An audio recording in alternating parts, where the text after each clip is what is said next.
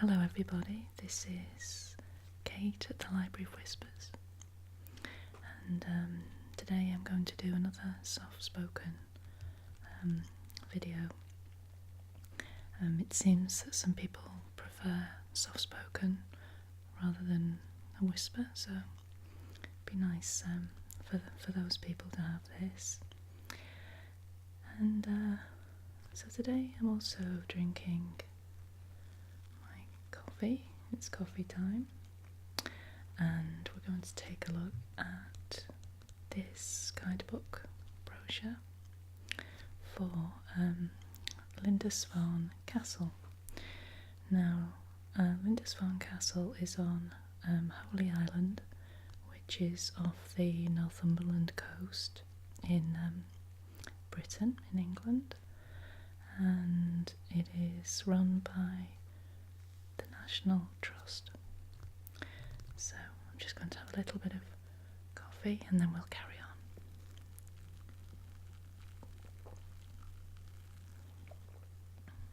Okay, so let's take a look at this. So we start with a map of the castle itself, and there appears to be an upper battery, an upper gallery and a lower battery. These are different rooms. The ship room, that's interesting. Kitchen, private flat.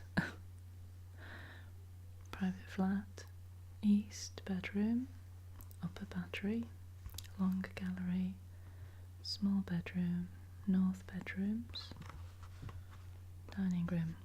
I really want to find out what the ship room is, that's interesting. So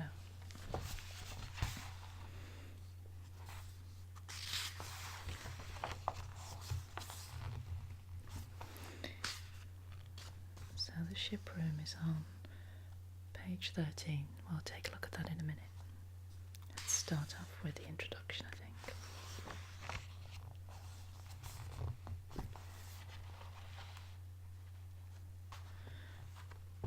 So, Lindisfarne Castle, from Tudor fortress to holiday home.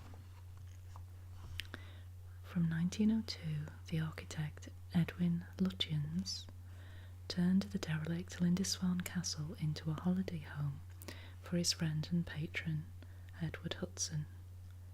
So Lindisfarne is an Edwardian house, but it stands on an island hallowed for 14 centuries. A holy island.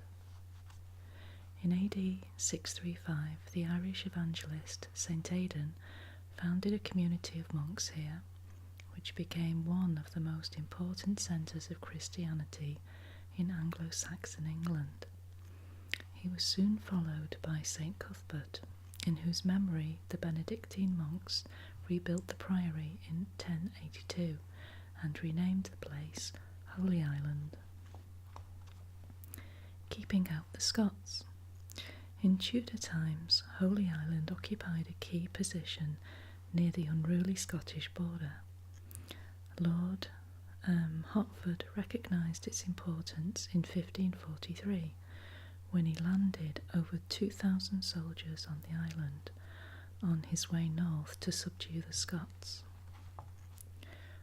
Fortifications were tried on various parts of the island, but the most enduring were on Beblow Crag. The fortress of 1572 is still the basis of today's castle. And here are pictures of Edward Hudson and Edwin Lutyens. Decline. The accession of James VI of Scotland to the throne of England in 1603 united the two kingdoms, and Lindisfarne Castle lost its role as a border fort. However, for the next 3 centuries, the Berwick garrison maintained it to defend the Holy Island harbour. Latterly, it served as a coastguard station. an Edwardian holiday home. Edward Hudson, the founder of Country Life magazine, discovered the neglected remains of the empty castle in 1901. At once he realised its potential.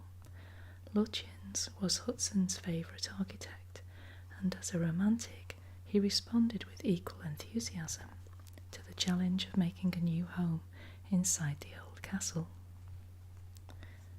He created austere but beautifully designed interiors, linked by dramatic corridors, galleries and stairways. The austerity was tempered with whitewashed walls, patterned brick floors, shiny brass, old carpets, blue and white china, and good, honest furniture. Both Hudson and Lutyens loved the quiet atmosphere of Dutch 17th century interiors and commissioned a series of photographs of Lutyens' children at Lindisfarne that powerfully recall the world of Vermeer's paintings.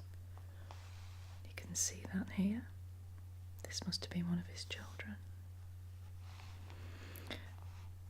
Hudson enjoyed playing host to summer parties for friends and distinguished visitors, who included the future George V and Queen Mary in 1908. He never married, and in 1921 sold the castle, with most of its contents, to a London stockbroker, Oswald Falk.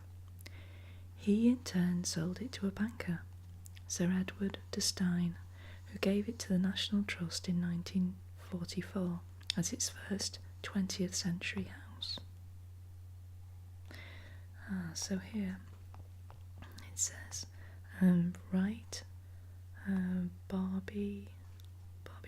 Barbie Lutyens in the kitchen in 1910, and then overleaf Lindisfarne Castle from the south.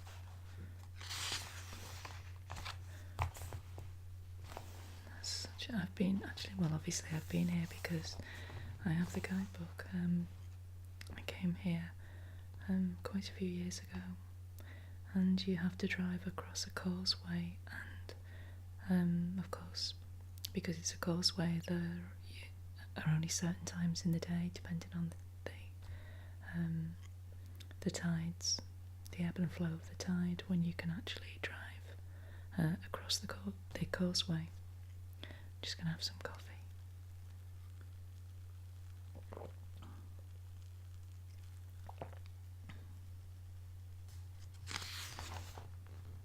It's an amazing photograph.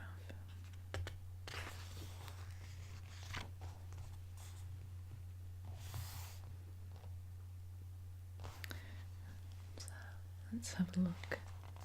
Tour of the castle. The interior. The entrance hall. Lutyens loved to dramatise the routes through his houses. The entrance hall is one of the most complex spaces he created at Lindisfarne. The sturdy columns and rounded arches divide the room into three and recall in miniature the great Norman nave of Durham Cathedral. The single column on the right,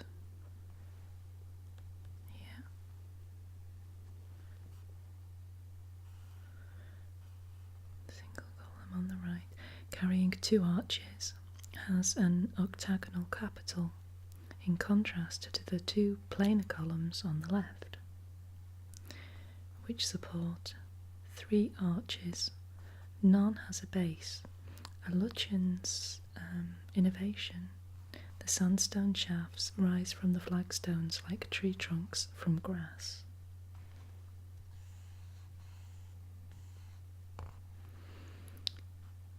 Wind indicator. Above the fireplace is a wind indicator painted in 1912 by MacDonald Gill, a younger brother of the sculptor Eric Gill. In the centre is a map of Holy Island. Around it, the defeated Spanish armada is being pursued by the English fleet across the North Sea. In August 1588, past Lindisfarne and the other castles that protected Northumberland. Lutyens often incorporated such indoor weather vanes into his houses, perhaps remembering how his Dutch ancestors had used such indicators to estimate when their ships might come in.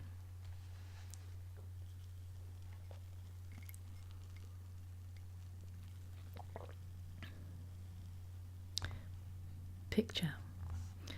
On the right-hand wall is a portrait of Edwin Lutyens as a boy, painted in the 1870s by his father, Charles Lutyens, 1829 to 1915, a soldier who became a professional animal painter. Furniture. The iron-bound oak coffer, it's because I'm drinking coffee. The iron-bound oak coffer with domed lid under the window is 16th century Flemish. The wide 17th century oak court cupboard against the left-hand wall once had a third section on top that was used as a plate rack. The Flemish clock is 17th century.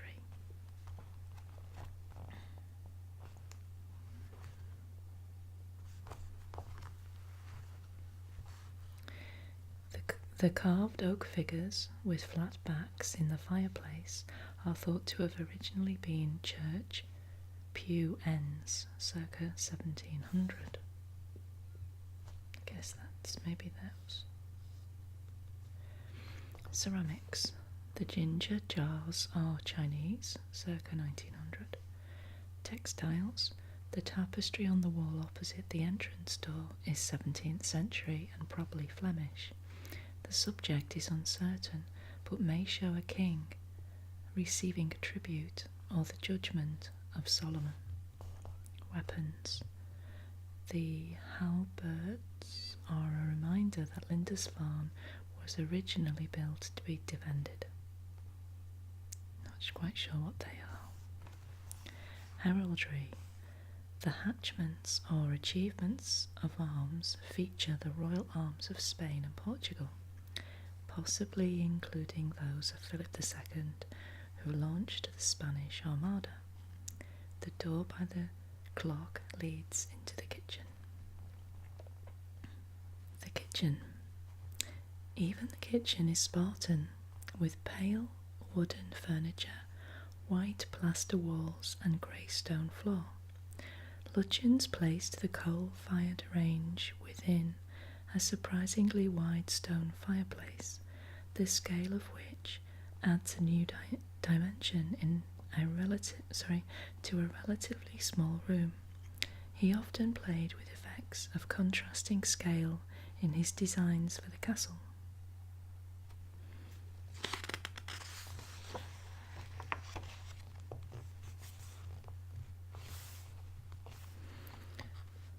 So, let's see. Right, left. Lutyens designed the dresser to the right of the fireplace in the kitchen.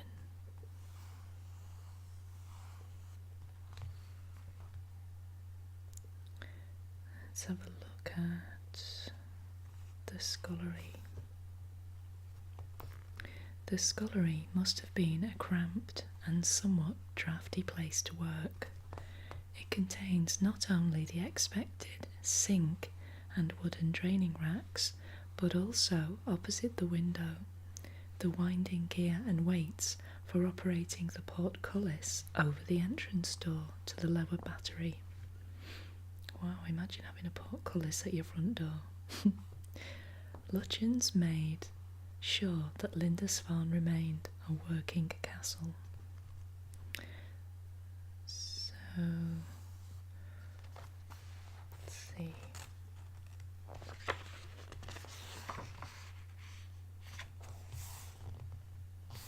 Oh, here, let's check out the ship room. So that looks like, I think this is the dining room. The ship room.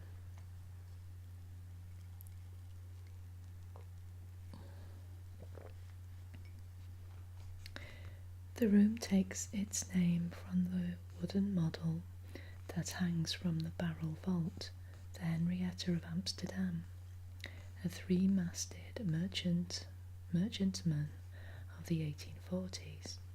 The idea may again have been inspired by Lutyens' Dutch seafaring ancestors. Appropriately, it is flanked by two Dutch 17th century chandeliers, which came from Deanery Garden, the house Lutyens had built for Hudson in Berkshire. Lutyens designed the chimney piece, which makes magnificent use of the end wall, but was not very practical, often filling the room with smoke when the wind was blowing. The archway to its right leads to a little room used for storing logs.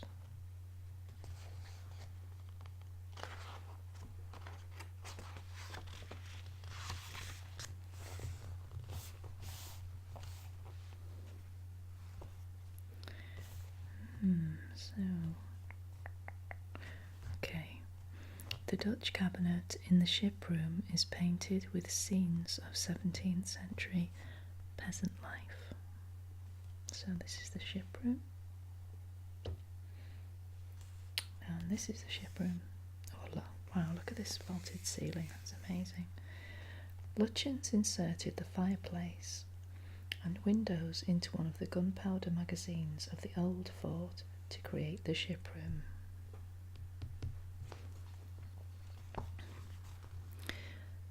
Lutyens was also responsible for the special back cradles in which kindling was carried up to the castle. The relatively small, delicately detailed windows are in contrast to the massive openings which contain them, and again show Lutyens in Gothic mood. Furniture. The simple Dutch Rococo china cabinet against the wall facing the fireplace is painted with marbled mouldings and with scenes of peasant life on the lower doors. Above it hangs a carved wood achievement of arms of George I. The English oak gate leg table and the Flemish walnut writing table both date from the 17th century. The room also contains a set of 5 typical Charles II period walnut chairs.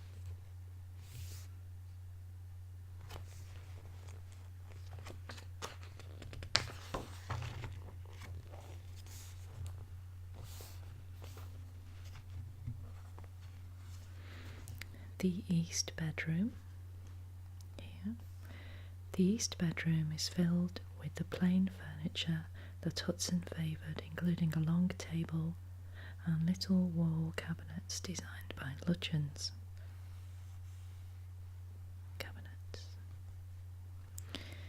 The east bedroom. Hudson's most important guests probably slept here, as this is the largest and most sheltered of the bedrooms. The fireplace shows once again Lutyens' fondness for playing with scale. The massive stone lintel dwarfs the red brick fire surround below. Furniture. The oak 4-poster bed was made in Flanders in 1753 and is one of 2 in the castle. Lutyens designed the little cupboards hanging on the walls and the long table under the window, which is so large that it must have been assembled in the room. Such a table would normally be found in a dining room rather than a bedroom, suggesting that it may have been used for dinner parties that were too large for the dining room. Standing on the table is a carved and gilt Italian dressing mirror. Also continental is the 18th century Burr elm cabinet.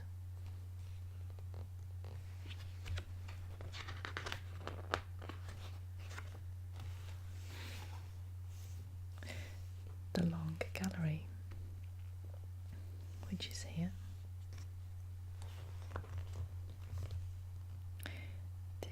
This is one of the few completely new spaces Lutyens created in the castle, intended to link the former commander's lodging on the upper battery with the old garrison barracks. With the row of bedrooms along the north side, it covers the original royal battery. Again, stone, dark wooden beams, whitewashed plaster, and red brick laid in herringbone pattern were the materials used. From the window seats, you can look out onto the upper battery. The curtains are once more hung on hinged rods. At the near end of the gallery, two round stone arches springing from the same point divide the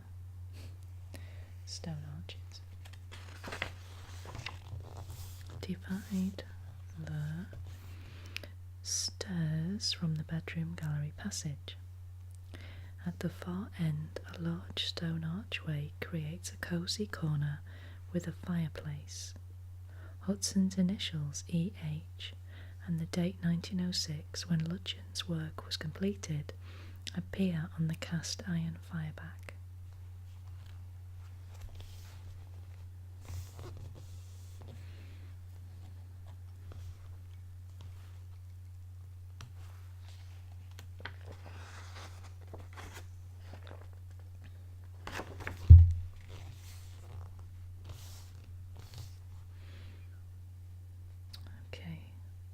Let's have a look at the exterior of the building now, I think.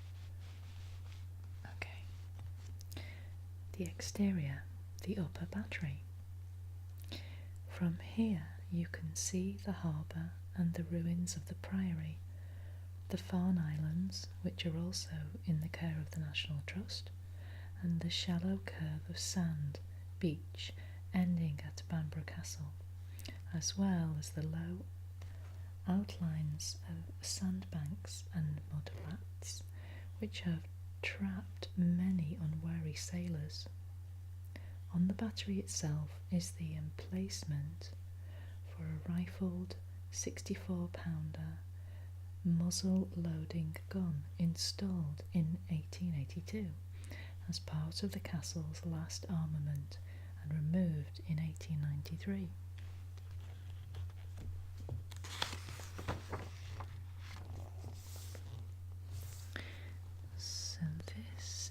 This says, the castle from the north, the upper battery is on the right.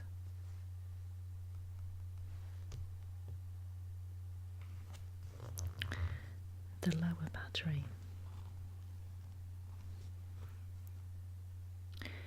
Although this no longer has the cannon for which it was planned, there are still two granite emplacements for rifled muzzle-loading guns used between 1882 and 1893 by the Volunteer Coast Artillery Detachment. The lower battery also still offers much the same sweeping views of sea and land from Berwick-on-Tweed in the north to Bamburgh Castle in the south, as the castles soldiers enjoyed 400 years ago. The ramp. Well, that looks like the ramp. That's a pretty big ramp. The stone ramp is laid with cobbles in a herringbone pattern, a familiar Lutyens touch. Lutyens removed the parapet walls from the ramp in order to increase the drama of the approach.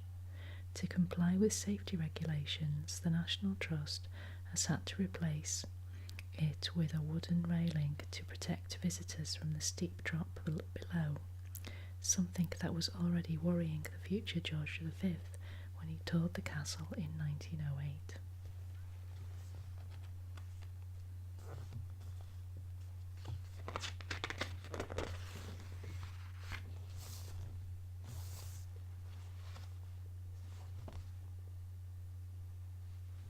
The walled garden.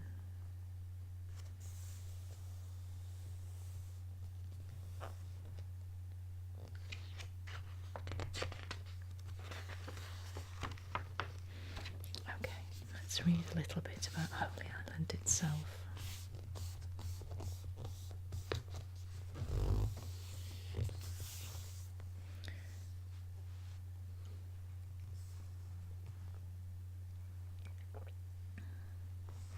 Okay.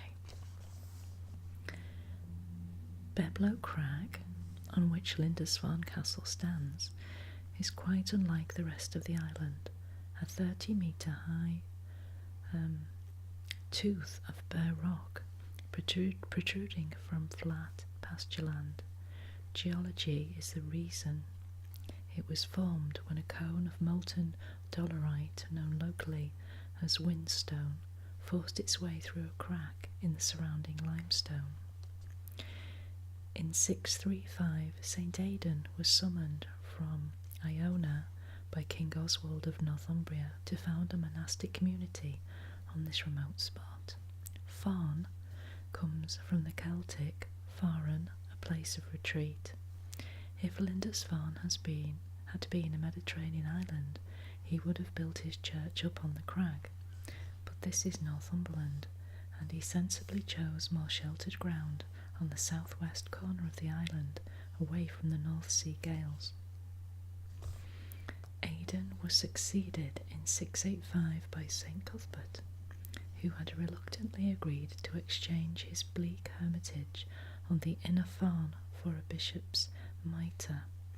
Cuthbert's holy life and the discovery of his miraculously preserved body inspired the creation of the Lindisfarne Gospels here,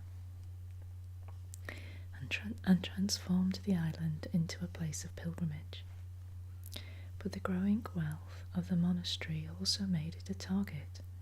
From Beblow Crag, the worried monks could have watched the smoke rising from their farms on the mainland, as first Danish Vikings and then the marauding Scots pillaged the coastline opposite. In 793, the church itself was gutted by the heathen. The last Danish raid in 875 drove out the monks, who carried with them the precious relics of St. Aidan and St. Cuthbert, and the Lindisfarne Gospels on a journey that was to last 7 years. In 1082, a party of Benedictine monks from Durham Cathedral, where St. Cuthbert's relics had finally come to rest, returned to the island. 50 years later, they refounded the Priory Church on its old site, christening Lindisfarne Holy Island in Cuthbert's memory. The Priory ruins are now in the care of English Heritage. Despite the continuing threat from the Scots, Beblow Crag seems to have remained unfortified.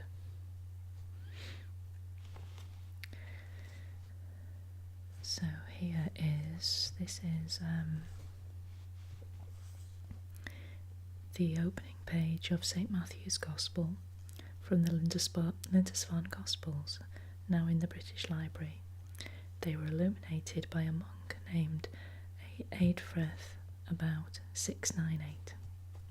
And here, picture here on the right hand side, King Egfrid trying to persuade Cuthbert to leave his hermitage on the inner Farn and become Bishop of Lindisfarne, painted by William Belscott in 1856 for Wallington.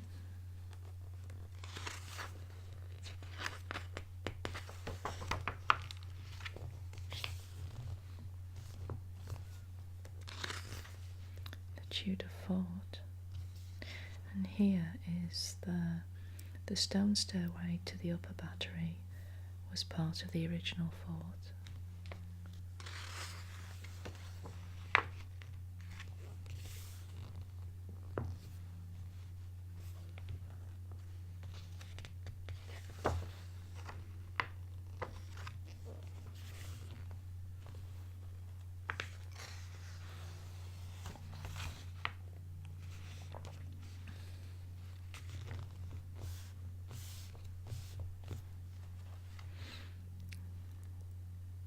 Photograph I love the colours in this picture. The blues and the greens here. The sky.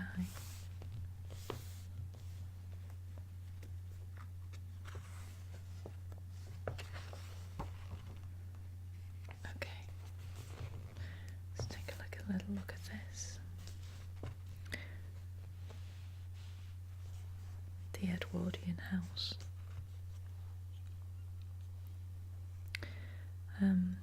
I've got Lindisfarne. With these words, Edward Hudson summoned Edward Lutyens to Holy Island in January 1902. Ramparts and 3 rules from land. Ramparts and 3 miles from land was the architect's enthusiastic response. The previous summer, Hudson and Peter Anderson Graham, later the editor of Country Life, had been on holiday in the area when they came on the deserted castle. Intrigued, they scaled the wall and looked inside. The coastguards had left the interior in disorder and squalor, with broken furniture and crockery still littering the floor, but Hudson saw the possibilities and took a lease on the castle from the Crown. He had grown up in a drab villa in Notting Hill and had the city dweller's idealised view of country life. Here was a chance to live the rural dream that his magazine promoted so successfully. Even before restoration had started, Hudson was planning an invite to guests to picnic in the empty castle over Christmas, an idea that Lutyens found delightful, his guests less so. Lutyens, then 33, had established himself as the leading country house architect of his day. The early Surrey picturesque period with which he had made his reputation was now behind him, and he had begun to show his virtuosity in designs for houses all over the country. Adopting a variety of styles, eclectic yet original and personal, with a sympathetic feeling for texture and respect for local materials. Much of his work to date had involved adaptation, addition and alteration of existing buildings, and the castle could not have posed exceptional problems for him. He excelled at romantic reconstructions of this sort.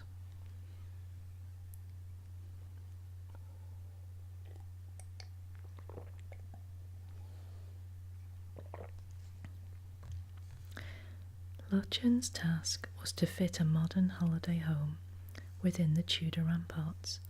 The outer walls were strong but functional rather than ornamental, and the inner buildings were neglected but still standing.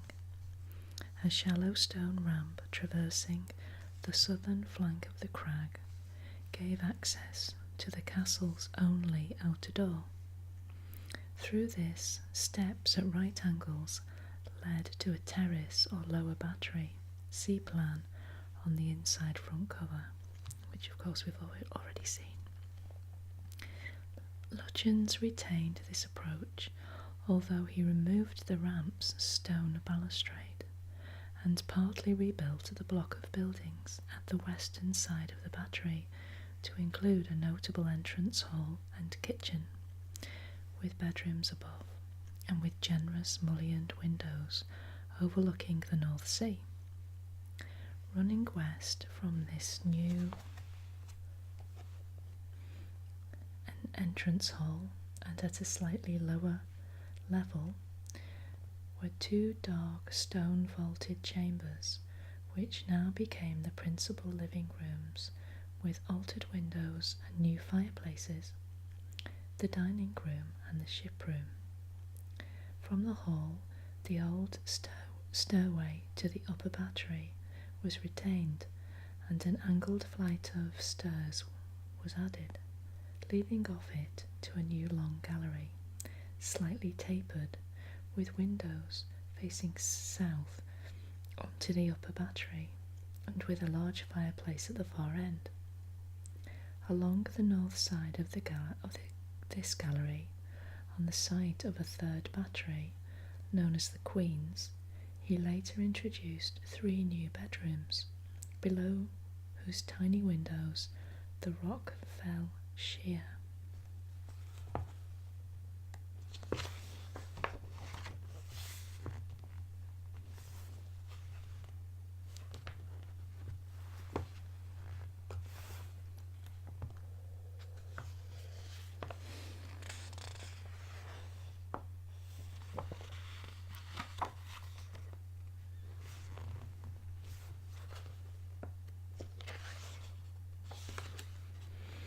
So I think we're going to, I think we'll leave it here for now. And, oh gosh. Okay, let's just read this. Okay, this says Lionel Stander doing a headstand on the lower battery during the filming of Roman Polanski's Cul-de-sac. Donald Pleasance sits in the rocking chair. Here.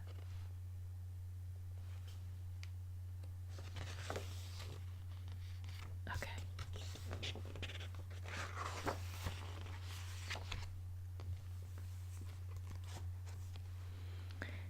Well, as usual, I hope you enjoyed joining me for a brief read of this guidebook from Lindisfarne Castle.